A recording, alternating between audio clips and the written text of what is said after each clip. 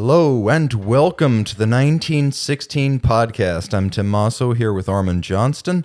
Today we're going to be discussing horror stories. So if you've seen The Monkey, gear up for more because it gets gruesome from here out. We're also going to answer some thoughts, reflections, and questions from the field. So all of that today on the 1916 podcast. And because this is interactive, we want you to reach out to podcasts at the 1916 Company with your thoughts, questions, and comments for future episodes. So, Armand, we do have some questions from the field, one of which is from, well, let's start with best bracelets. This is coming out from, we're going to call it Dennis. And he wants to know, beyond Rolex, because everyone talks about Rolex, what are the best bracelets we've seen?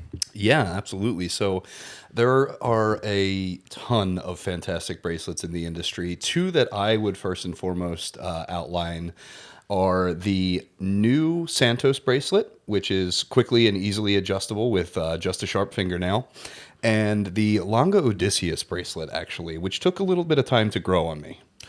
So big points to Brogioli, which is the supplier of the Longa Odysseus bracelet. A lot of nice things. You're talking about the adjustability of it or the quality of it or both? Adjustability, quality, micro adjustment, the whole nine, actually. When this came out, I was admittedly a bit skeptical about it, and then seeing it in the metal, it was really interesting because it's finished very highly. The mechanism for removing links works extremely well, although I will say adjusting it is a little frustrating as the center links are all individual pieces and the end links actually come out opposite sides. So it's a total of 5 pieces that you are taking out of the bracelet itself when you do adjust it. But when you do put it back all together, when you get it at the right length for you, you do have a fine adjustment in the clasp, which is fantastic, and it's felt and it's supple. It's a really, really fantastic bracelet through and through. So I would say in terms of feel, just going by feel, the Moser Streamliner bracelet is wonderfully silky, feeling more like fabric than a metal. To its detriment, it does use a bar retention system rather than screws. That has its advantages, but I'd prefer to see screws. In terms of, again, feel, I really like the Omega Shark-Proof mesh bracelets, which I think are made by Stibe, and they're made in carpets of chainmail, and then they're cut to size, and they're buffed along the sides to remove all the burrs, and the result is a feel you cannot get with individual links. That is a really good call out, actually, and that's one that I don't think many people would think of as a well-finished or even comfortable bracelet, but you're spot on. The titanium version, which is shown on the Ploprof, is remarkably comfortable, actually, and I wouldn't have thought of that. Really good call out. Also on the No Time to Die, a Diver 300 meter. Oh, yeah, that is, and yeah, talk about silky. It does actually feel like fabric, that one. Now, other things worth mentioning, I would say for physical integrity, the bracelet I've experienced that has the least side-to-side play, that feels the most locked down and joined, so to speak, is going to be on the Chopard Alpine Eagle. If you look at the way that the primary and secondary links countersink, there's no daylight showing between those links, and while it is flexible and comfortable up and down, from side to side, there is no back and forth play. It is a really impressive achievement. I don't know if Chopard makes it or if that's a customer piece from a supplier. I mean, hell, it might be Brogioli again. We don't know. But it is a very imposing thing to feel in the hand, and it feels like a bracelet you'd get on a $30,000, $40,000, $50,000 watch, which the Alpine Eagle assuredly is not. And I would also say that Vacheron's Overseas is a great combination of hand finishing at a high level of detail and features, because you get a quick release. Every single link can be removed to size it well. And then each side of the double deployment clasp has about 1.5 millimeters of micro adjust built in, which I really like. So from a sizable standpoint, I don't think there's any bracelet that gives you more flexibility. I think you're spot on with the Overseas. I'd also like to give an honorable mention to the 222. While it's not the micro adjust, every link removable Vacheron bracelet, it is finished remarkably well, and it is kind of a neat original design with almost not quite a scale-like pattern, but something that just seems, a little bit more organic than not, maybe. For feel, I would also put the TAG Heuer link on there.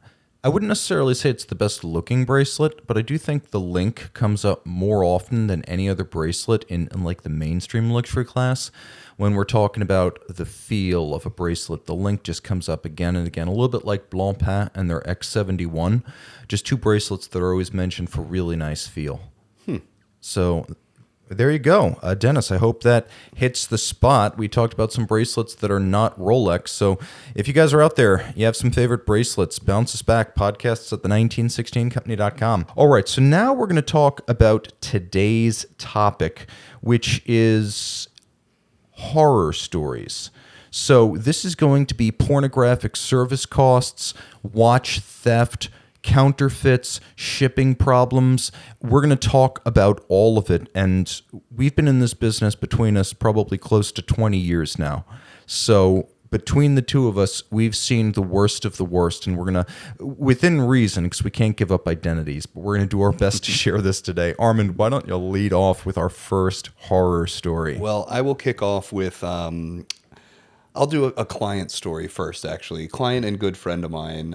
We hear a lot about Europe and watch muggings and watch theft. And this gentleman was with his wife in a city in Spain, and he was wearing I suppose, relatively recognizable Patek Philippe, a 5164. And he was approached by one gentleman and quickly thrown to the floor by two other gentlemen. And there was a bit of a scuffle. He didn't get quite as bad of a beatdown as he could have.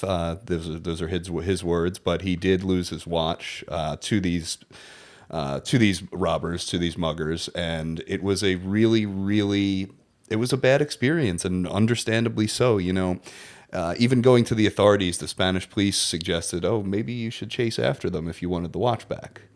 Yeah, guys, don't. Yeah, guns, knives, criminals, they fight no quarter. I would not chase after multiple guys unless you have more guys than they have. Yes. Like, if you're both outnumbered and outmuscled, just let it go. The lesson there is travel smart, have everything insured, and if you're not totally certain about a neighborhood, dude, that's the time for the G-Shock. That's the time for the Swatch System 51. And thankfully, this piece was insured, but it's such a shock. And I feel like when something like that happens to you, you think about what you're wearing far more carefully and far more specifically moving forward. And I think that honestly, an experience like that can ruin collecting for somebody potentially. I find this, despite all the hype in the news, this is not as much of a problem in the United States as it is in Europe, where things are getting quite serious. I had a gentleman the other day send me a wrist shot from my Monday live show on YouTube, and this guy can afford anything he wants. He sent me pictures of crazy watches and his personal Pagani and many other cars.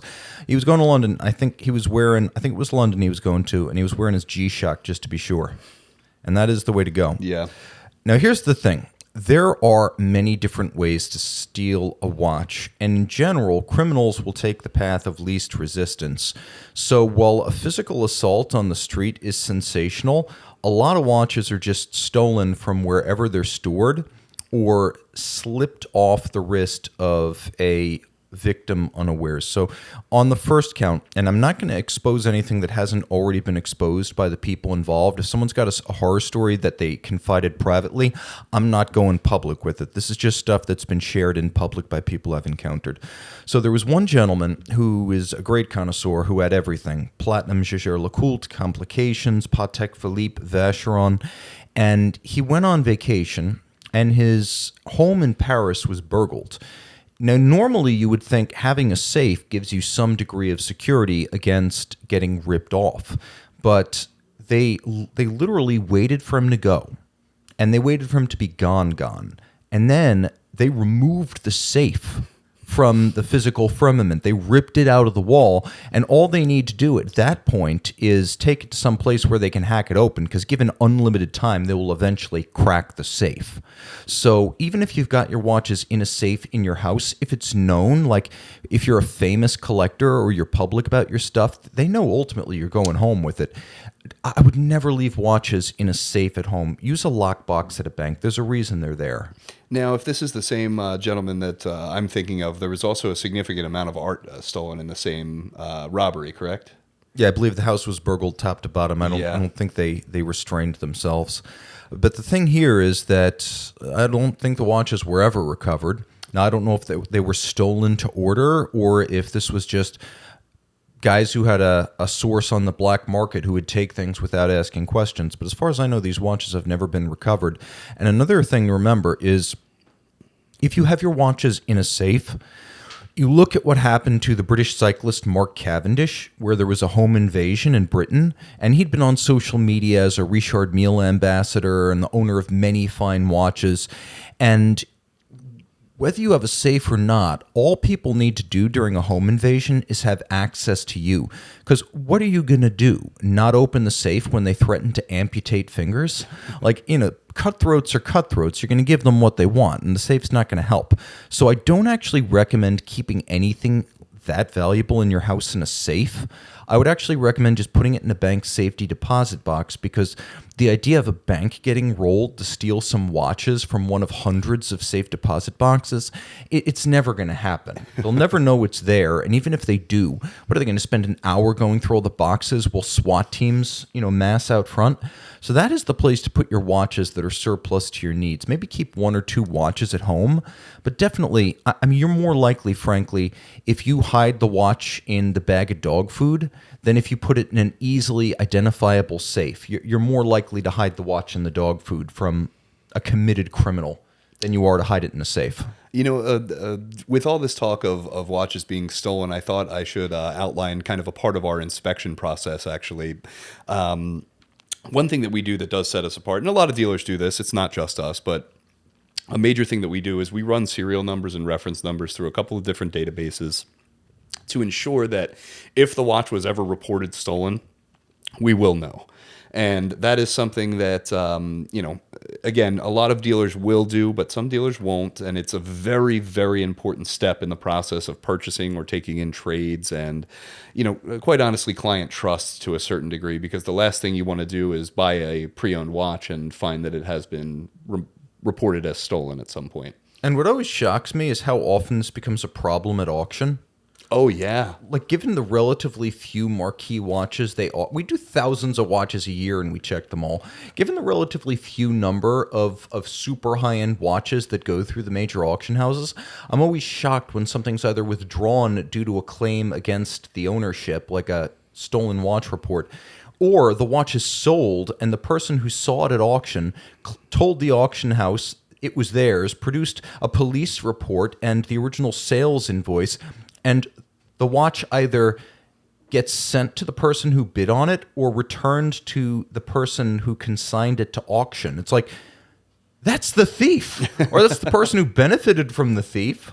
So at some point, somebody is buying or selling, or both, stolen goods. Yeah, the auction houses and stolen watches, it should never happen, but it happens all too often. So know what you're bidding on. Now, in terms of theft, like I said, most thieves will not fight you to the finish for your watch. There are plenty who will. Street criminals will.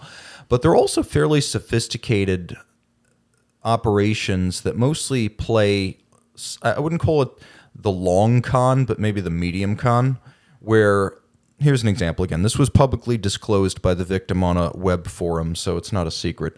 But this dude was at a bar, and after having a few drinks with friends, these attractive young women came in and started flirting with him. And they were drinking. He went off to the bathroom at one point and came back, and they asked, "Hey, do you want to see our Mercedes G-Wagon outside?" And he's like, "Oh, okay, sure." Well, anyway, they put something in his drink while he was away, and so they slipped him a Mickey. And by the time he woke up, he was in a parking lot several blocks away from the bar, and his watch was gone. And shockingly, so were the women in the G-Wagon. Luckily, his kidneys were not. Yeah, I was going to say, it's ketamine's a hell of a drug. This sounds like a clip from Deadbeat Seconds, actually. Well, that's the funny thing, because we interviewed Shelby, the author, and the initial theft in the book, there are 2 episodes of theft, one attempted, one successful. The first one is like brutal, and then the second one is like what I thought it would be. Like, I'm like, no, these guys who are like taking their watches and like roasting them alive, like that's not how it works. It would be women. It would be young women. And so he was accurate in that the next rip-off attempt involved women, but it's almost, yeah, it's going to be something like that. And slipping something into the drink and stealing a watch, that's not the only case I've heard of this happening. So you got to be really careful. I would say when you're wearing an expensive watch, act like you're a bodyguard. Stay vigilant, act like you're your own bodyguard. Don't let your drink go out of your sight. Don't take anything that anyone gives you. Assume everyone who's showing an interest when you're wearing a six-figure watch could potentially be more interested in the watch than you. It's something that is much easier to steal than a car. It's hard to steal a car and get away with a car. There are cameras at every intersection, even in Boondocks, America. It's hard to make something that weighs 6,000 pounds disappear. There's serial numbers all over it and all over its parts. A watch, that could be on another continent the next day, so be very careful. And yeah, if any women ask you to come out and see their Ferrari, their Lamborghini, their Geländewagen, just be very suspicious. Okay, so I guess it's also important to talk about shipping nightmares. Armand, you probably have a few of those. Oh my gosh, do I? Yes, they're everything from fraud to issues with the shipper to we check tracking and this is in Central Africa. One story that we talk about in the office very often, it was a Rolex Pearlmaster that was purchased through our eBay platform and shipped to a freight forwarder, which generally we catch because that is a big indicator of potential fraud, a freight forwarder. And we were watching the tracking with bated breath, and somebody from one of our departments calls up and says, "Hey, so it's actually it's on a truck in I don't know exactly where it was. I actually believe it was Kenya. It's on a truck in Kenya. Should we have it recalled?" And we're like, "Yes, we should have it recalled." Where was it supposed to be going? It went to a freight forwarder. I want to say in Florida, actually. Okay, well, there you go. Did we ever get the watch back? I think we won on that one. I think we did get the watch back eventually, actually. It took some time, but I'm if I'm remembering correctly, we did. So now we turn back to hallowed antiquity and Watch You Want down in Florida around about 2012, I believe it was, 2012 or 2013. And this was just before I arrived, so here's the thing. A lot of companies that are relatively small ball, like Watch You Want will play games with customs, and a watch could theoretically be described as a precision instrument. Precision timekeeping instrument? Or not even that, just a precision instrument. So a lot of customs agencies will just nod, stamp it, and move it on. In Germany, they get curious. Well, anyway, Germany is also very strict about its customs. So a precision instrument sent to a customer in Germany back in the Watch You Want days, they got caught, and German customs imposed a fine, which was not onerous, but they did want an apology letter written. And they said, "We will generously permit it to be written in English." Please. Oh, man. And so I'll be honest, after that, a lesson learned. The little company was a lot more upfront and literal about what was in the boxes. But if it hadn't been for German customs, unfortunately, they didn't impound the watch indefinitely or send it back or cancel the sale. It was just a fine and an apology letter. But I almost found myself in a very scary situation when Richard Page, who's a watchmaker who originally founded Time Zone, or he was one of the original principals in Time Zone back in the 90s, and he makes watches out of Hawaii these days, and he sent me one of his rocket watches, which is a wristwatch made from a pocket watch movement, and he's like, if you could just do some videos, I'd be grateful. I'm like, yeah, sure, you've done a lot for the watch community, I have no problem with that. And anyway, the watch, look, it's not a very expensive watch. I think it was like $3,500 wholesale or something like that. But we sent the watch out, and FedEx lost it. And I'm like, well, we're insured, right? And they're like, well, up to $50. I'm like, what do you mean? Up to 50? Well, we have default insurance and everything we send out under that's, up to $50. I'm like, I just figured everything was insured, up to value. And nope, it's $50 because it was a watch we didn't own that he sent, and I shot it for him as a favor. So we're not going to insure a watch we don't own for full value. That's company money out of pocket. And at the end of the day, I'm like, okay, well, Richard, I feel terrible. I'm going to make this up to you. FedEx lost it. Where was it last? And he said, well, FedEx got it all the way to Honolulu before it disappeared. I'm like, well, that's right on top of you. Yeah, that's... So it made it all the way, and then the last mile it got lost. And eventually it was in a pile of like discards or something like that at the FedEx office that was about to like go in the trash, and somehow the whole box got discarded with the watch in it. And I was like very close to buying a watch I would never get to wear. Like out of honor, I would pay for it, but that's a gut-wrenching punch for a watch I didn't even get to add to my collection. So to say that that was a weight lifted off my shoulders that I didn't have to pay for it. And the worst part was the video that I made sold the watch. So a guy in the Midwest who sells obsolete gun parts and vintage gun parts loved the watch so much that he bought it. And Richard asked me when it was going to arrive, and I'm like, oh, I sent it, didn't arrive. And that's when we're like, oh no, it's lost somewhere in Honolulu. So I got on a call to try to get the guy to accept a different Rocket watch because I felt so awful that he wouldn't be able to take delivery of the one that, in the end I lost because it was my responsibility. And then FedEx called and said, oh, no, we found it. Oh, my gosh. And all of a sudden, it was like the $3,450 off my chest. I felt so good, but it was almost a tragedy because Richard wasn't able to book the sale. I was going to have to buy the watch, and the guy wasn't going to take delivery. So this is actually this is a horror story that had a happy ending.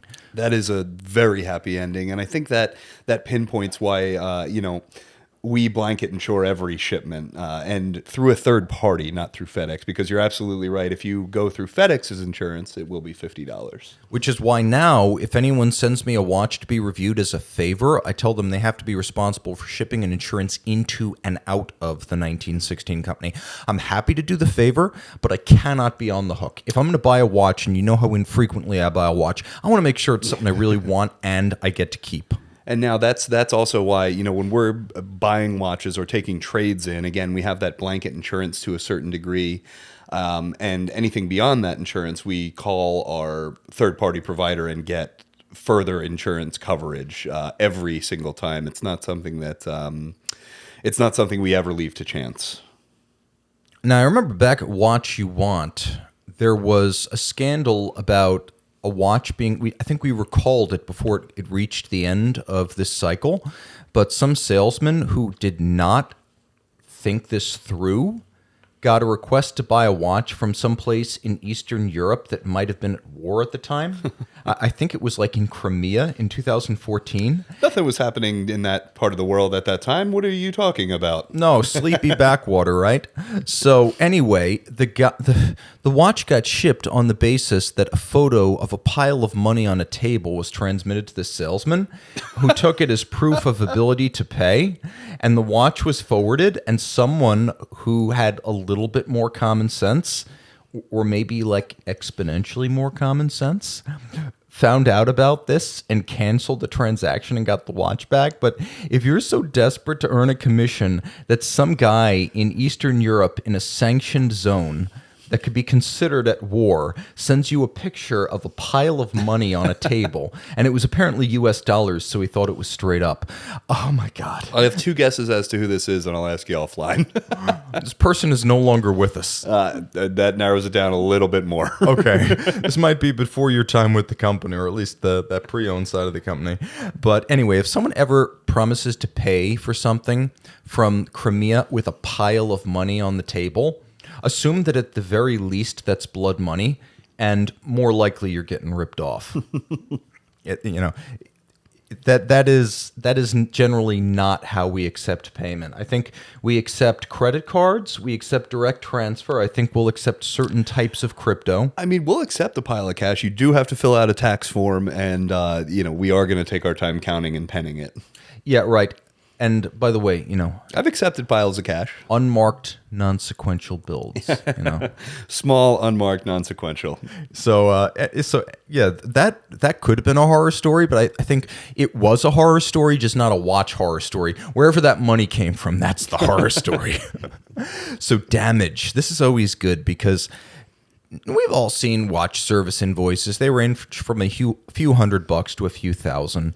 And I remember when I went to Audemars Piguet in 2013, I was working in the watch industry, but I was freelance at that point, and I had money coming in, but there was this Tourbillon Automatique, the 25643, I think it was, and it was the original automatic bumper tourbillon from the 80s. I had a chance to get it for around, I think it was $20,000 at the time.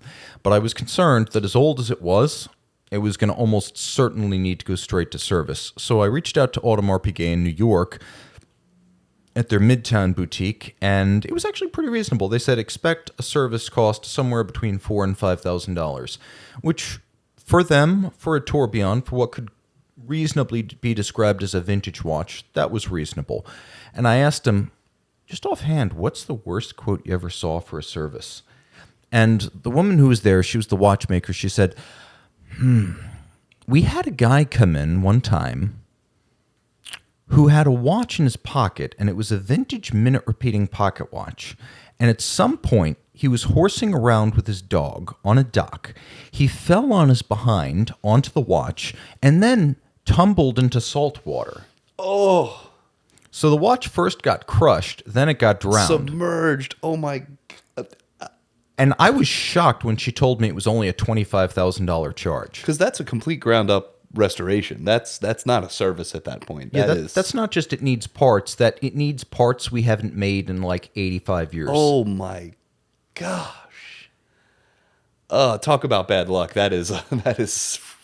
I don't know exactly what you're doing with your minute repeating AP pocket watch on the dock with your dog, but I'm not going to judge. You know, I've done stranger things with probably not as precious objects, but... I mean, my pug has a little alarm clock toy, but it's stuffed and it squeaks. My dog has a Cartier. A Cartier. Yeah, that's a good one. So this guy, I don't know, whatever. But here's the thing. He did pay the service charge. And by that, I mean almost complete reconstruction of the watch. Wow. Water and Audemars Piguet are also another one of my horror stories. This is in the Watch You Want days back in about 2015. But some guy came in with a watch, Royal Oak chronograph, 39 millimeter, that had been drowned bad. And he claimed that it happened with all the crowns screwed down and that it had happened weeks prior and that he didn't know. But here's the thing. He gave it to us with the crown screwed out. And the calendar had stopped. If you backtracked from the time on the dial and looked at the calendar, it had literally stopped the day prior. It wasn't even 24 hours, and there was still water in the watch. Oh. So he was trying to somehow palm this off as like a legitimate warranty claim, and this watch was clearly dunked while open, and the watch would have been fine if the crown had been screwed down, because it's 50 meters, it's screwed down for surface swimming, for a watch that had reasonably and recently been factory serviced, it would have been fine. That watch had come back from AP Clearwater, and it had recent service paperwork, so he sent it in, and the quote, depending on what he elected, I think the dial was permanently stained, but he could keep it if he wanted. It was like $10,000 to $12,000 on a watch that was at the time not worth much more than that. That is a rough service estimate. And you know, that's interesting, especially when you get to the price point of the watch itself. It gets to be a very difficult conversation to have with yourself. Yeah, and at the time, you got to realize, 2015, no one was going crazy for 39 millimeter Royal Oak chronographs in steel.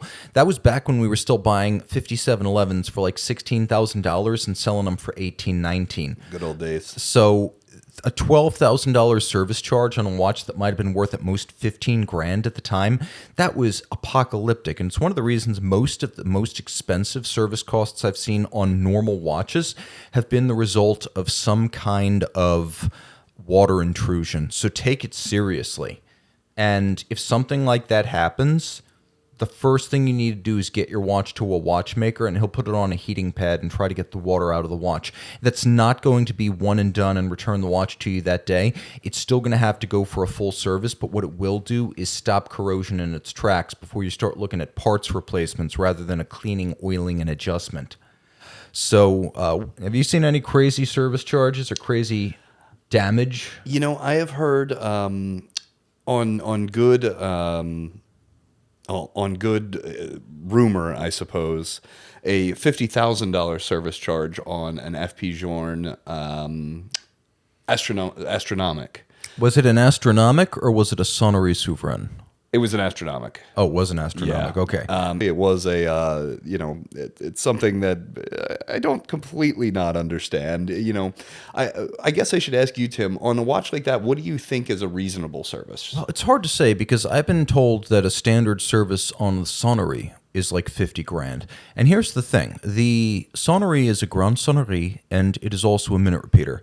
The astronomic has 18 functions, although you know how the Swiss count things. They count the hours and the minutes of one dial as two functions.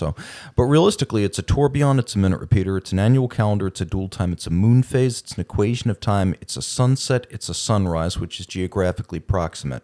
So that's an awful lot going on above and beyond the minute repeater, and I believe you're talking about a movement with over 700 pieces. Mm-hmm. So even a basic cleaning, oiling, and adjustment is going to be monumental, and remember, underneath all of it, it's also a tourbillon with a remontoir. So it's a very sophisticated and dense watch for its 44 millimeters. I would imagine, though, that the Grand Sonnerie, with a much more sophisticated chiming system, would run it dead even. And this is the way it is. If you've got something like a Patek Philippe 5208, or you've got Audemars Piguet's La Universelle, the Code 1159 Ultra Complication, or you've got a Journe Astronomique, or definitely if you have something like a Patek Philippe Grandmaster chime in white gold or rose gold, you've got something that is going to cost the price of a substantial car to service. So all of those ultra watches are in a different league from a service price standpoint. And that's even without damage. I heard 50,000 for the sonnery. That's not someone broke it or they drowned it or it was dropped. That's just take it apart, clean it, put it back together, tune it up, send it out. There are only so many watchmakers at Journe who can even touch that watch. And, to your point, we use the term basic service, but what we mean by that is just a service where nothing's broken. No parts, right? No parts. And there is no such thing as a basic service on something as complicated as this because, to your point again, only, there's probably 3 watchmakers at FP Journe who can service something like that. At most, and don't forget that if FP has a sale of an astronomic, they make 4 to 5 a year, sometimes less. 3 or 4 if it's a really tight year for high-end stuff. So if you have an incentive to do a service on one of these watches or deliver one that's being bought new at retail, where do you think you're going to task that watchmaker? You got the one guy. The other 2 are either making something or servicing something. You got one guy free, and you got to decide whether to perform a service for $50,000 or a multi-million-dollar sale of a newly delivered watch. What are you going to prioritize? That's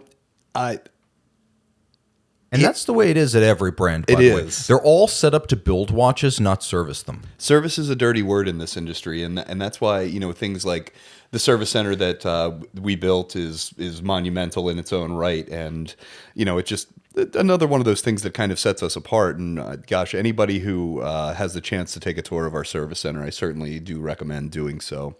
But that is part of the custodying of being in custody of these fine timepieces is the maintenance services.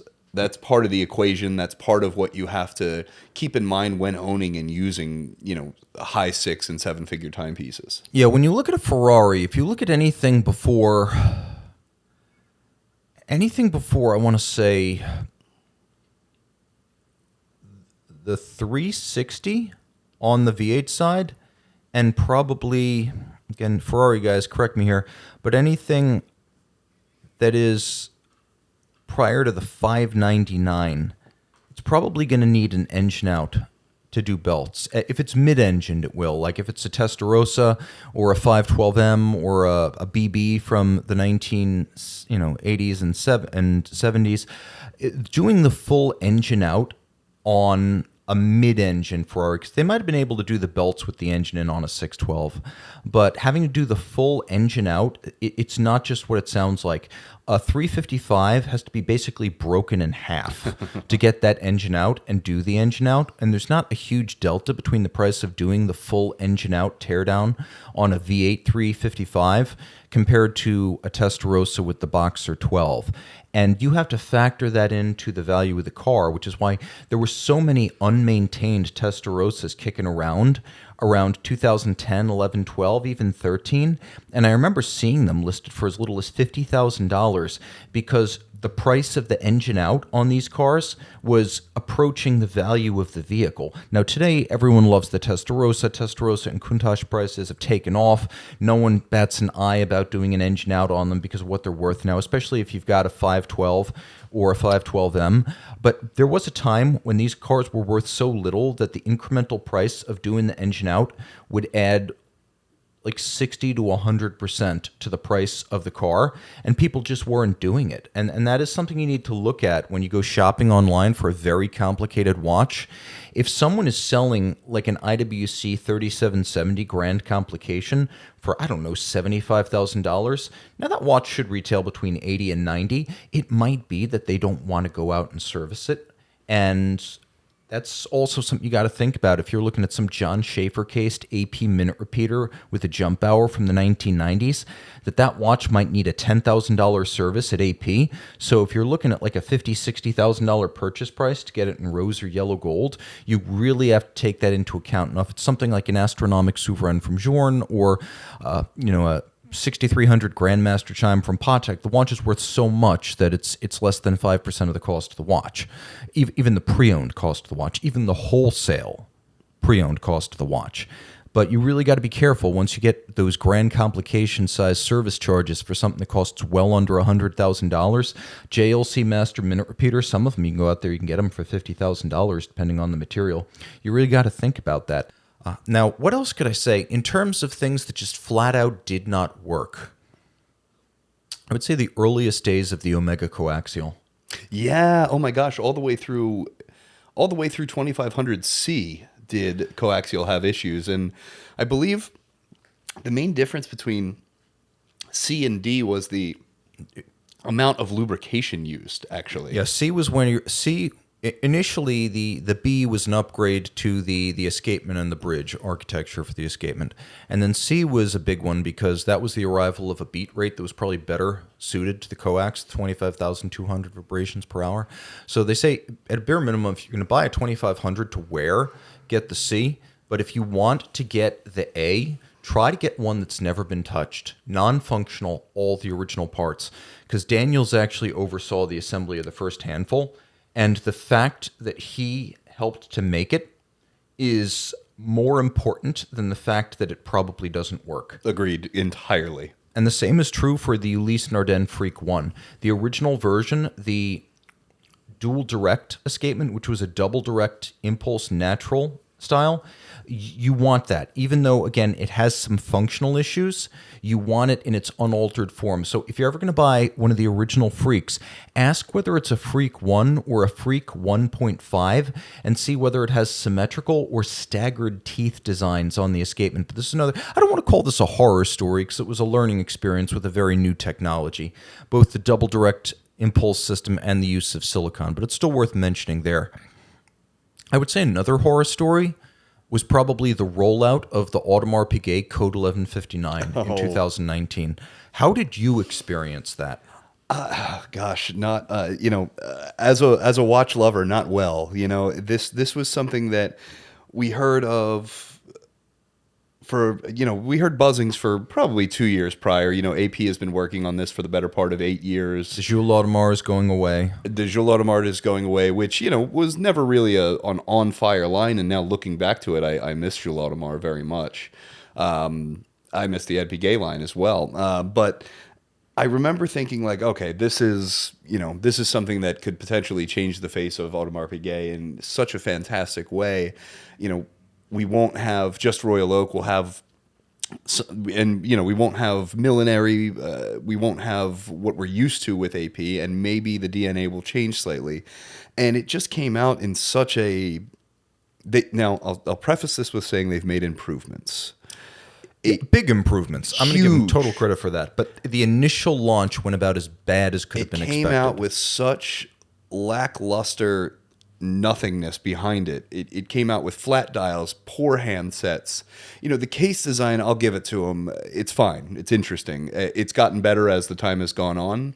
But my biggest qualm with it is I really wish 1159 was saved for grand complications, special complications. And we've talked about this a few times, sonories, split seconds, Star Wheel, perfect 1159 watch.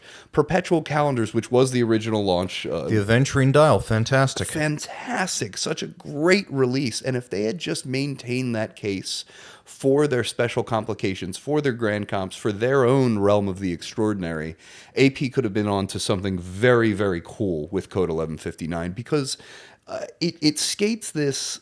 I will not call it a dress watch. It's not a dress watch by any sense of the word, but it skates this line between sport and casual that, sport is not always casual. The problem it has is that it's just too big.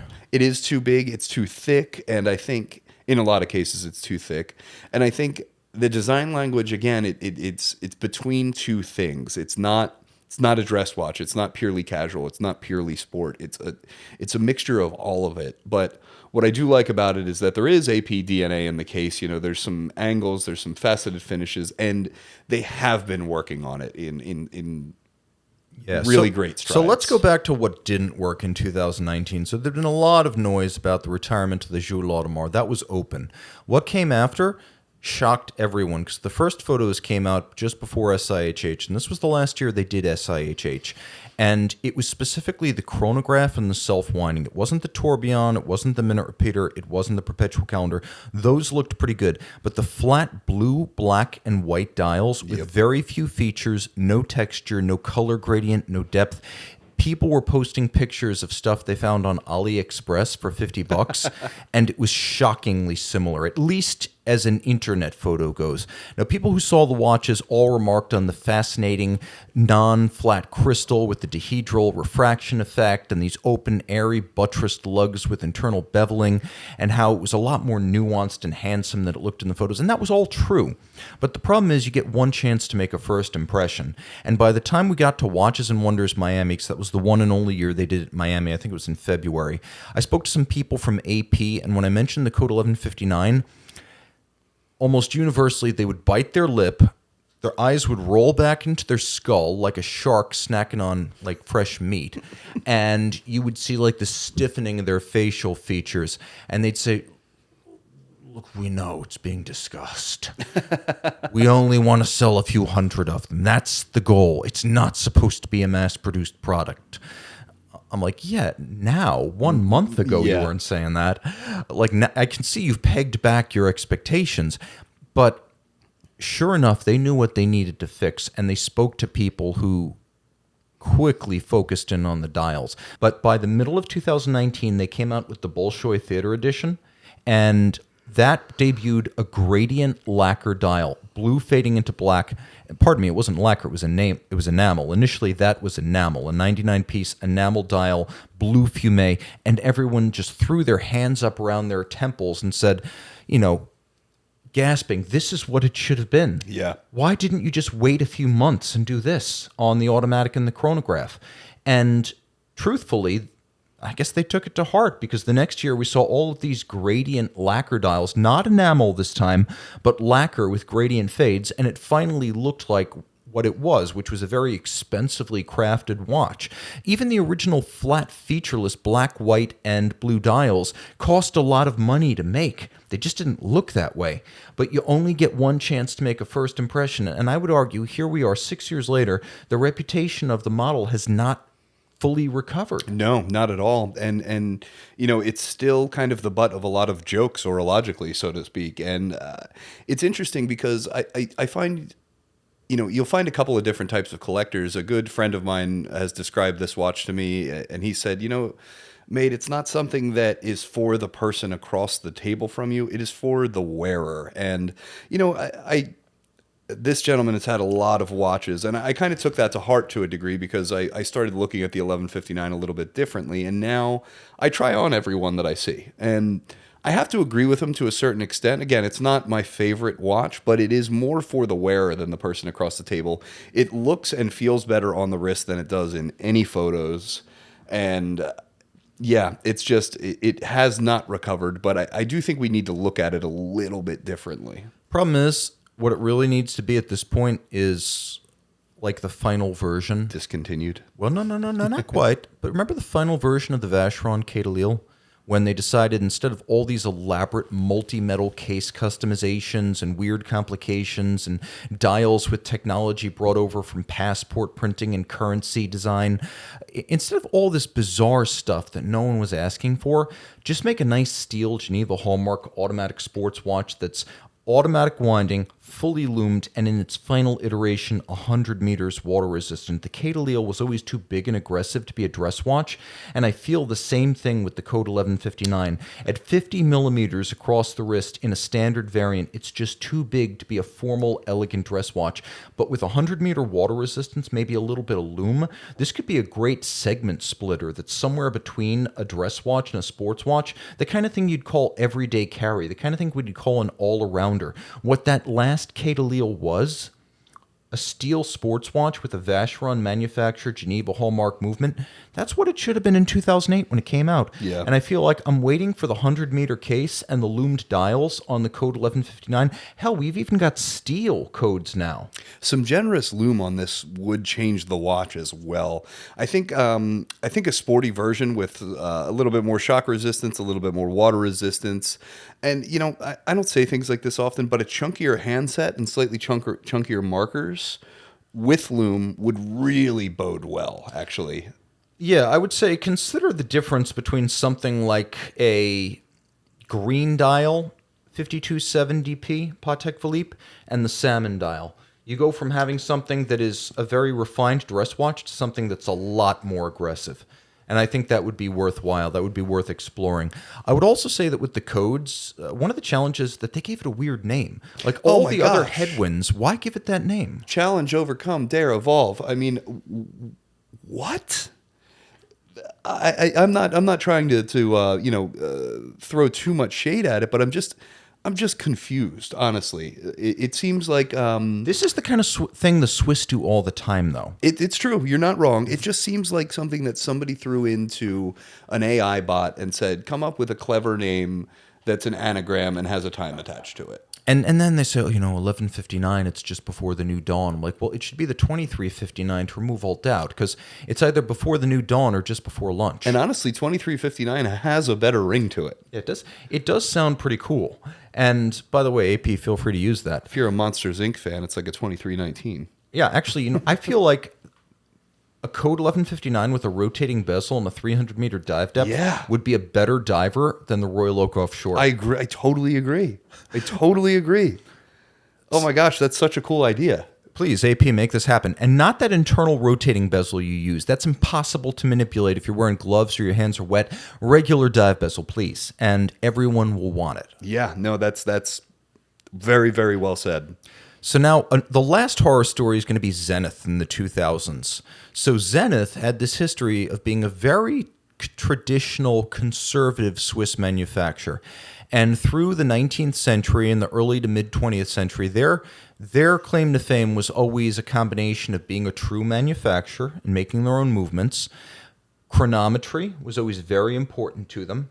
Aviation watches, very important to them.